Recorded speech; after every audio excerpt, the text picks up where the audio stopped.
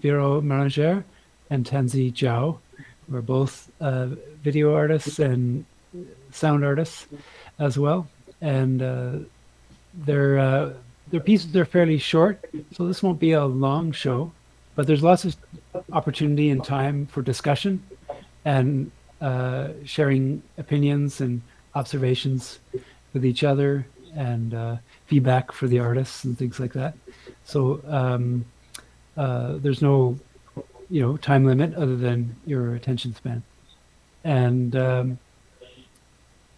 the uh, the show the we'll first we'll look at a video by Véro called Roserade, and then we'll talk about that piece, and then we'll introduce Tansy's piece and play that. But that piece involves audience participation. So her um, video also acts as a graphic score for audience vocalizations. So that's why I wanted to make sure that everyone, at least your microphone is working. Vero, your piece was made in the same environment that you're in right now, only the other point of view. Uh, Maybe if you could tell us a bit about how this piece came to be, and uh, and of course reflecting the context of the pandemic. Yeah, so it's good to know that I'm mostly a performer, and Roserade was my first attempt at as doing a video music or video artwork.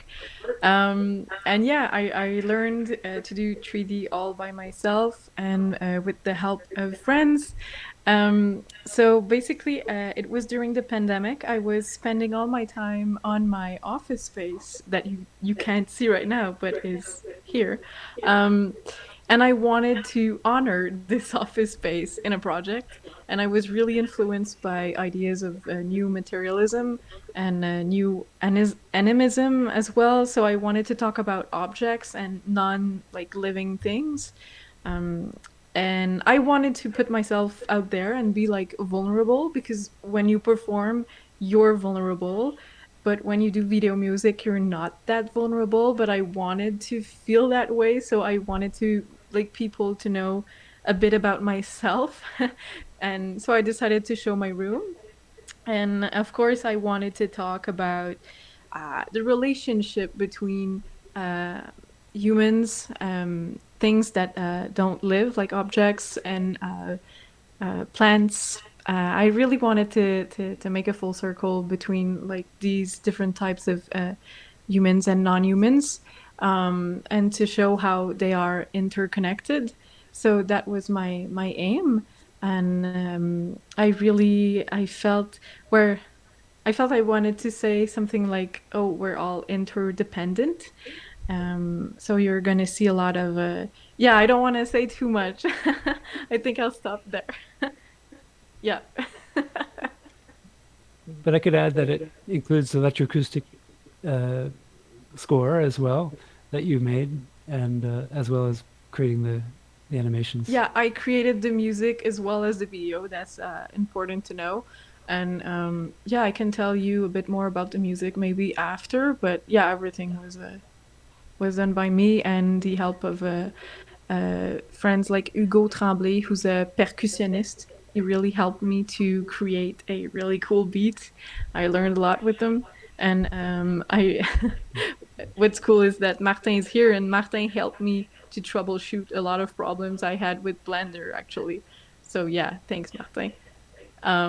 Yeah, so I'll stop there. Okay, all right. So we'll give a view through. This is Roserade by Véro Marengère.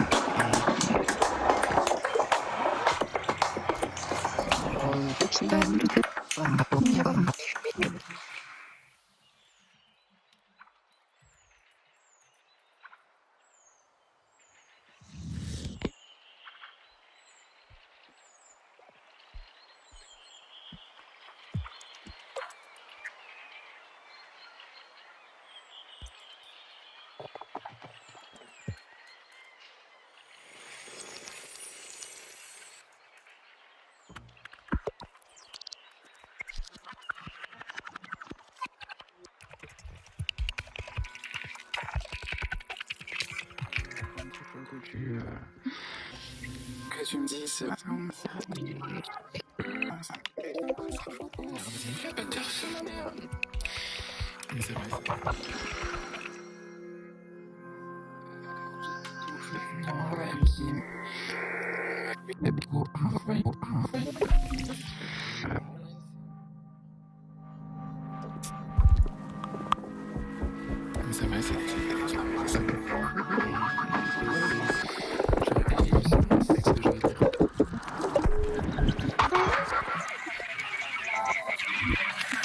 de m'écoute.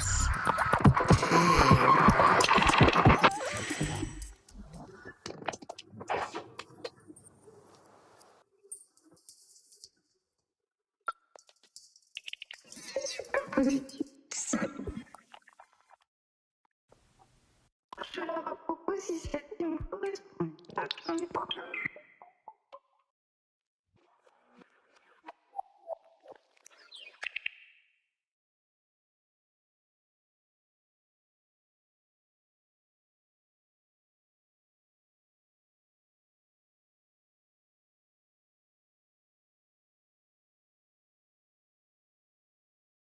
So, Vero, when you're manipulating the images, is it the same?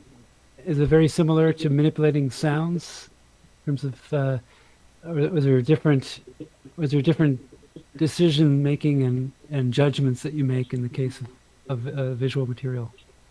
I started to work on the visual first because I knew nothing about it. As I said before, I'm mostly a performer. And before doing Roserade, I never did a video. I basically explored 3D visuals and photogrammetry because of the pandemic. Because I never touched 3D or photogrammetry before, I spent like a month or maybe two developing a visual signature and a storyline before I started doing the music. I was kind of scared to do the music. I didn't know why. And then it became a parallel process because I wanted the sound and the image to follow each other and become like something else. So yeah, I really started with the visual. I think I did like 2 minutes of visuals and then I started making the sound. Yeah. And what else I can say? I guess the relationship between the visual and the sound is direct and very intimate. For example, when the beats arrive, the office space starts to deconstruct at the very same pace as the beats, and when there's distortion in the sounds, there's glitch in the image. So it was really important for me to propose something that was coherent. And when the space opens up at the end, there's obviously way more reverb. So yeah, I wanted the sound and the image to communicate very well in order to propose a story that would be coherent. Yeah. Anyone else have any questions they wanted to ask Véro? Sorry for my accent, by the way. Can you hear me, No, Darren? you're very clear. Darren, can you hear me? Am I Yes. audio? Yeah. Okay. Yeah, can hear you. I was just curious. Was there like an intentional emotional shock when you're first watching it? It's like, oh, here are these wonderful roses, and you zoom out. It's like, oh no, this is a laptop. This is like a completely different reality. Were you like intentionally going for the meta fake out to kind of like go, oh no, this is discussing something way bigger? Like, was that because that kind of hit me like, oh, maybe it was the pandemic that made me think that way. But I was like, oh, right, like everything we experience now isn't a friggin' screen. The nicest rose you will ever see is just in a screen right now, and reality is breaking down, and I'm going crazy. Like, that's what I felt when they did the pop out. Thanks, Greg. Actually, I felt that way. Okay, good. felt Glad to like- share it.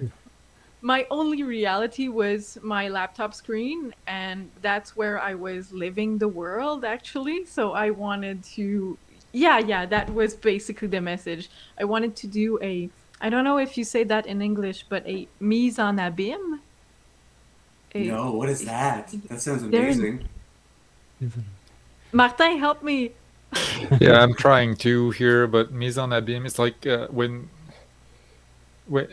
when you have a flashback inside a flashback inside a flashback. Or, Oh my god, English doesn't have a word for kind of that. That's feedback loop. fantastic. That's good. Like a meta feedback loop, like a mirror looking at a mirror looking at a mirror. Ooh. Yeah, and- we have a word for that. An abîme is actually an abyss, like a very deep hole. Abyss. Abîme, and mise en abîme is like putting something in An An abyss. Yeah, French beats English every day. I Deep in the learned abyss. that. Yeah. Yeah. well, on this aspect maybe. So yeah, Craig, you saw it right. I really felt that way. I felt kind of crazy. No, I had a second question oh wow, look, that fractal got weird. I had a second question with regards to what was it harder to design? Because you had the beginning where everything's very orderly and neat, and you have the end where everything is just a exploded like mess. What was harder for you to develop when you were like actually making the piece? Like the chaotic end part or the orderly, here's a desk? Oh, I think it was a desk. Yeah, see, that's what I thought. I thought that'd be the irony, is that the orderly part is actually way harder to do. Okay. Yeah, definitely, because photogrammetry is taking many photos of something real and modelizing it in 3D, but sometimes a program just doesn't get it. It doesn't get the photos you took, and all your photos have to be very clean, very high resolution, no out of focus photos. So to have my whole desk being perfectly modelized, it was really hard, really hard. So when I got it, then it was way easier to just do whatever I wanted with it. And what I learned is that photogrammetry is way more adapted to big scale things like a car, a house, and way less adapted for small objects. So I wasn't realizing it, but I was asking a lot to do that with small objects. But yeah, I made it through. Okay, After weeks of struggling. Yeah, no, because I have friends who do video game development, and they said the hardest part is actually like designing markers that look like markers. Like, forget giant monsters; it's like actual real life pots and pans. My last question was, who is the lady or the long haired figure in the picture that's shown over and over again? I was wondering, like, who is that? Is it a famous person or an allusion to someone? Super cool question. It's Dalida. You know the Egyptian singer, Italian and French singer Dalida? I'm Googling now. She sings Gigi Lamoroso. Oh my God, so many classic. Do you know her, Darren? No, Dalida? no. Oh, I don't know cool. Dalida. She's Jim, do like you? a Celine No. Dion of like the 50s, 60s. Yeah. Yeah, it's her. She was really famous. Um, kind of Marilyn Monroe kind of vibe. Um, and yeah, she was a super great singer. And actually, it's a CD. It's a vinyl Vinyl? CD. Vinyl, yeah. Oh, Oh, it's a So okay. vinyl cover? Nice. That's yeah, it's cool. a vinyl cover I of hang that up on my Dalida. wall. Heck yeah, that's cool. Okay, cool. Thank you. Yeah. And it's because she was there because she reminds me of my grandmother, and my grandmother was exactly like Dalida, so I really like Dalida because of that. All grandmas are cool if they can sing. Did she sing well? Because my grandma sings well. All cool grandmas who can sing well while they cook. It's the best thing. Just childhood Mine memories didn't forever. sing at all. My Oh, grandmother used to dance a lot, and I oh, that's was so amazing. shocked. Like I don't think my I grandma would could ever tell her, dance. like, you cannot dance because you're a grandmother. That's what keeps her young. That's the whole point. That's the perfect way to do Exactly. it. She was like, what kid? Shut up. She was really cool. Thanks for your question, Greg. No problem. I really enjoyed your piece. Thank you for sharing it. Thanks. Thanks to you. So we'll move on to Tansy Xiao's piece, Bone and Air. And I think before we give our audience some directions, maybe Tansy, maybe tell us a little about the piece itself. And it's a video animation with sound, and there's lots of super big insects and in inhabiting these empty theaters and spaces that have become vacant during the pandemic. Maybe you can elaborate more on the inspiration and the ideas that you're exploring in the piece. I'm sure you've all seen pictures of animals like taking up the streets in different cities all over the world during the pandemic, during the quarantine, because we took their land and now they're taking it back. And this whole idea of like centering nature in human theaters is sort of related to that circumstance. And well, you guys are invited to make sounds, and there is some sort of instruction, but it goes by very quickly. But you can sing when you see a bee, and when you see a ladybug and longhorn beetle. Actually, I have a very special relationship with this beetle because when I was a kid, it just like one of them just dropped on my head, and I took it home and kept it as a pet for a whole month. And I was feeding it melons. Anyway, so you get the idea. Turn your mic on and feel free to make sound. I have a question. Mm-hmm. What did you name the beetle? The longhorn beetle. Is that what you mean? Yeah, the one you kept for the month. What did you name it? Oh, I didn't name my pets. I don't know. Oh, I thought okay. it would be like Murphy's Law. If you name something, it's gonna die. Oh, that's actually a really good idea. No, good point. Good point. All right, Darren. And when we play the video, your mics will mute. But I would suggest also is there's going to be times where you're not going to necessarily want to vocalize. So just use the M on your keyboard as a on-off for your microphone.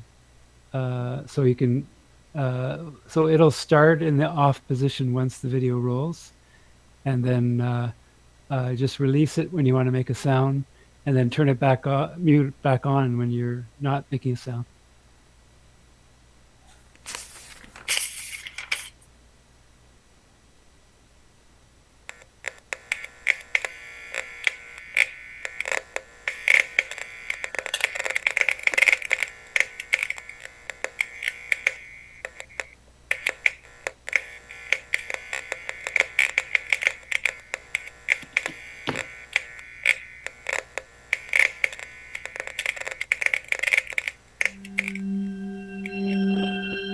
deny. I I deny. I deny. I deny. Did I? I deny.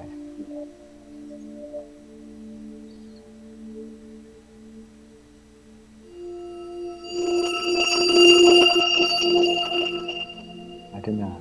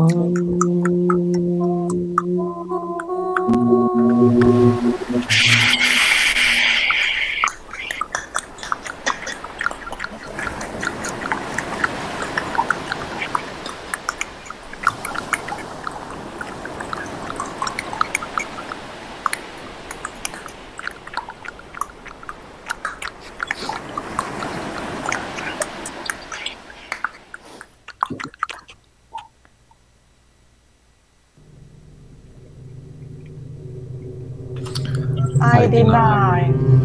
I Deny. Deny, I deny, I deny, deny, deny, deny, I deny.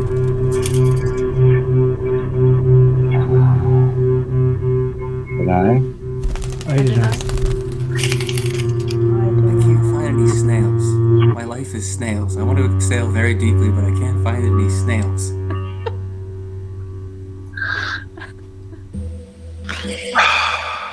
Ah, 2022.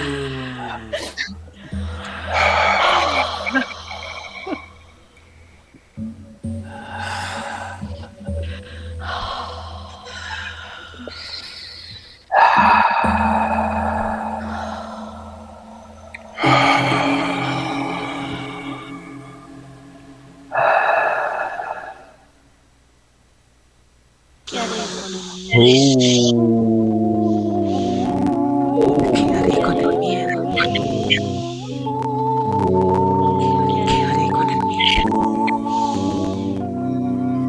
Quedaré con el miedo.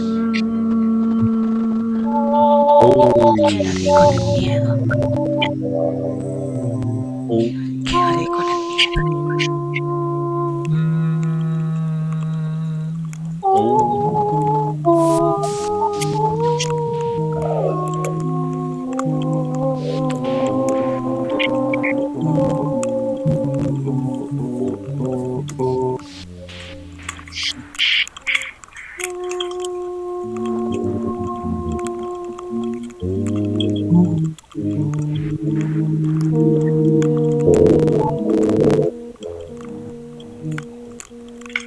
Oh, I get it. You go volcano.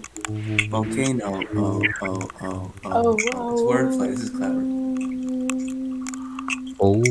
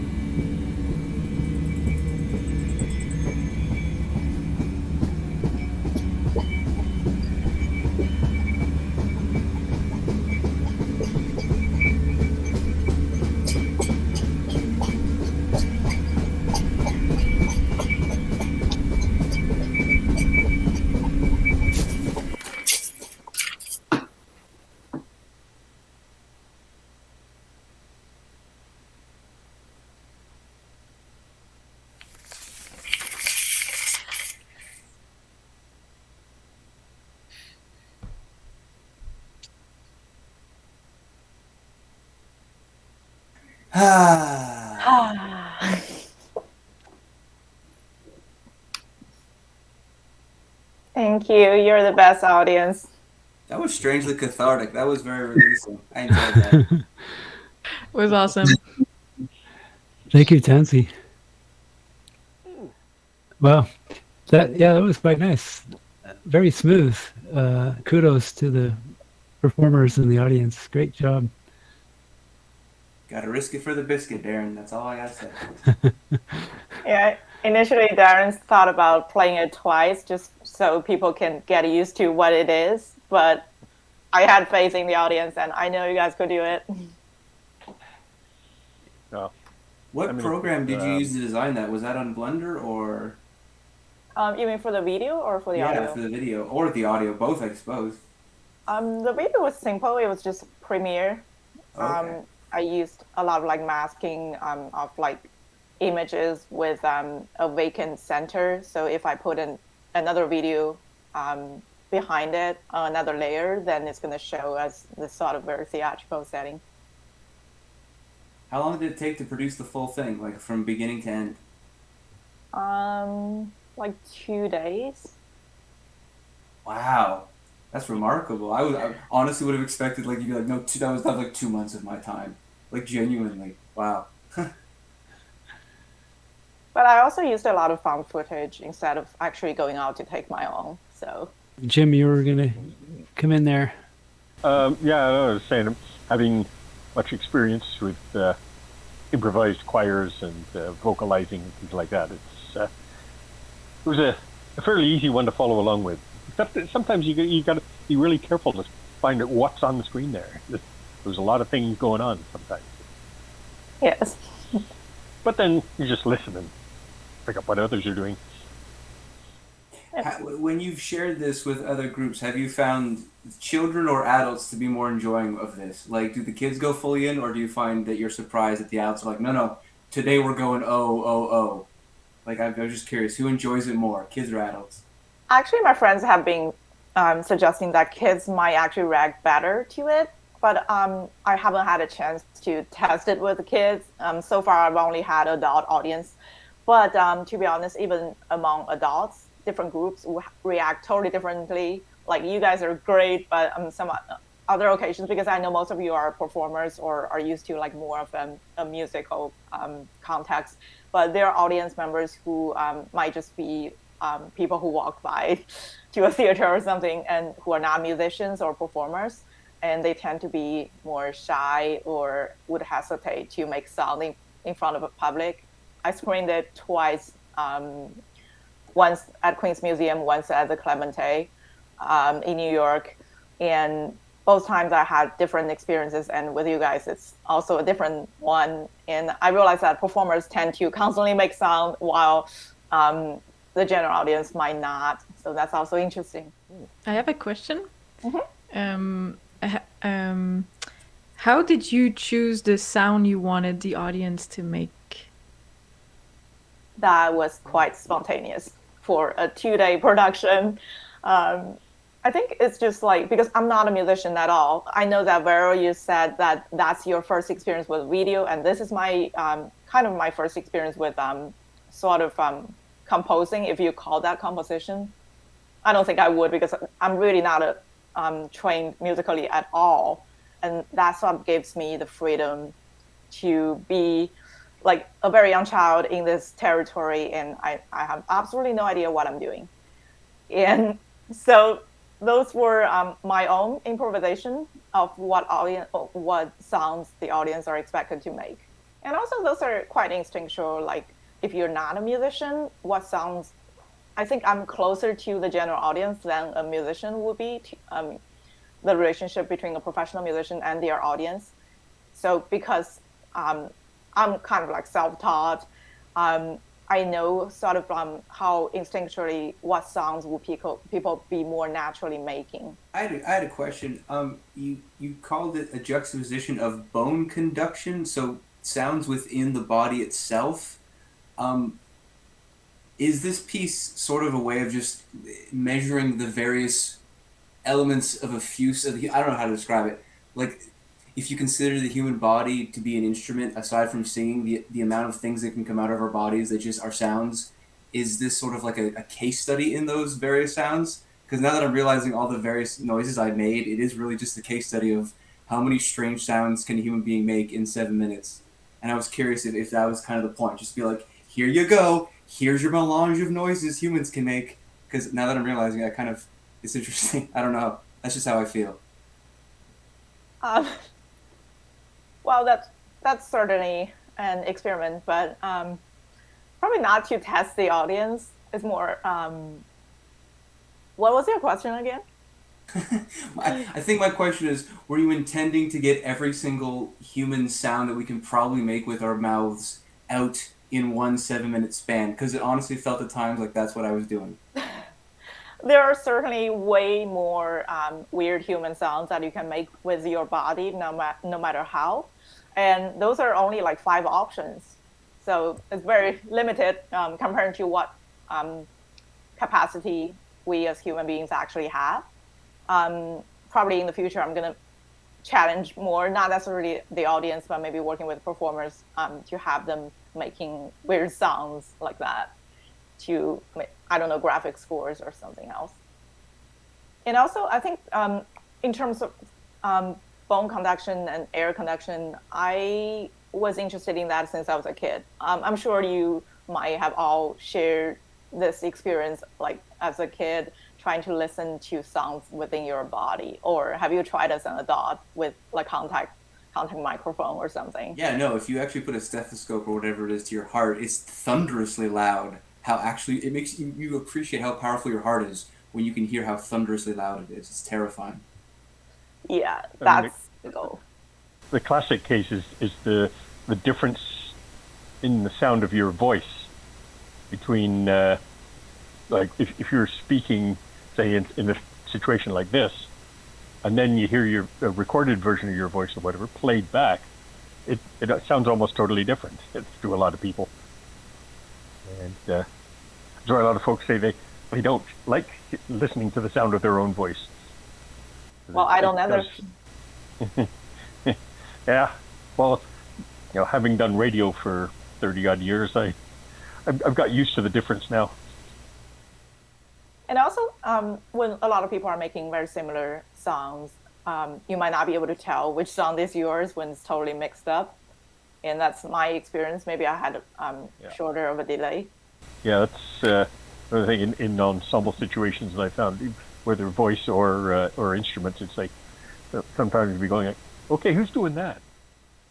Even when we play the sponge, Martin and I, we're just two, and sometimes we're like, who's doing what? I liked that you did have parts where we did make sound and parts where we didn't, that it took us back to watching the video. And I think that was important. I wanted to see if you could also speak more about the idea that the graphic score is for the audience rather than for, rehearsed performers, or, usually the graphic score is turned away from the audience to only the performer. And I like the fact that you've turned it around and made it an invitation for the audience to participate. What prompted you to have audience participation in the first place? First of all, I'm not, as I said, I'm not a musician, which means I can't play an instrument. I can only play the audience. So that's part of the reason. And also the idea of a quiet audience is a very like Western music kind of concept. In a lot of cultures, the audience are not expected to necessarily be quiet. So that's also kind of like challenging that idea of like what an audience is expected to do or behave. The pandemic and watching things online or participating in things online, did that make that desire to change that relationship more necessary? I mean, personally, I've been kind of refusing to do things specifically for an online audience. I think that I've screened it in reality as well, and people responded just the way we did it online. So I think that's more universal, actually. But the need to like connect with my fellow human beings, that definitely increased during the pandemic, especially. And this piece was actually made at relatively the beginning or in the middle. Oh, that's interesting. If you made the piece right now, would it be different? Would there be as much volcanic red imagery? Would there be a different tone to it were you to make it right now with a... If I made it right now, I would probably do like an immersive theater kind of physical setting where people can walk around through a space and respond to the physical objects hanging there or something within a physical space. Because now, I don't know about Canada, but in New York, things have been opened up again, sort of. So there's the opportunity to actually install things in a physical space, and I really want to explore that part. I wouldn't call myself a new media artist because the concept of what is new media also constantly shifts. I'm a visual artist, so my primary language will be the visual language. I think, yeah, I actually created the visual first, and then I sort of played a MIDI controller to it, to my own video. So it was a very real-time performance, the soundtrack. Yeah, the soundtrack was my own one-time improvisation. We should maybe wrap up there. So thank you, everybody, for your performance, and thank you to Véro and Tansy for your wonderful pieces. And what's up ahead for Véro and Tansy? Do you have some shows coming up that we should know about, or anything online, or? Well, I just released a video clip for the artist Seulement, which is called Grand Angle. I can put it in the chat because it's I'm really proud of that project. Again, it's in Blender. It's 3D visuals, and it took me like 4 months to do. So I'm gonna put it in the chat. And for me, I'm actually studying at Université de Montréal, so I'm not. I don't have any performance coming. I'm really gonna concentrate on doing a. Actually, my next project will be an ASMR experience in a 3D space, but very slow movement of the camera, and the focus will be on the texture of my sounds and the texture of what we'll see. So it will be less narrative and more focused on textures. So yeah, I'm gonna keep you up to date for that project. And yeah, a little other things are coming, but not necessarily shows. I'll keep that for next year. And Tansy, is there anything upcoming that we can follow up on? I think I'm down for shows this year. I'm talking to a few organizations about shows next year, but nothing is set yet.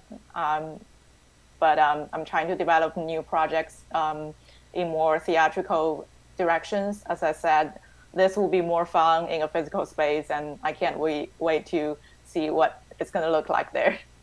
Okay, well, thanks everybody for your time and participating, and hope you enjoy the show. And Yay, thank you, Darren. I'll keep it open for the next few minutes. Thank you, Thanks, everyone.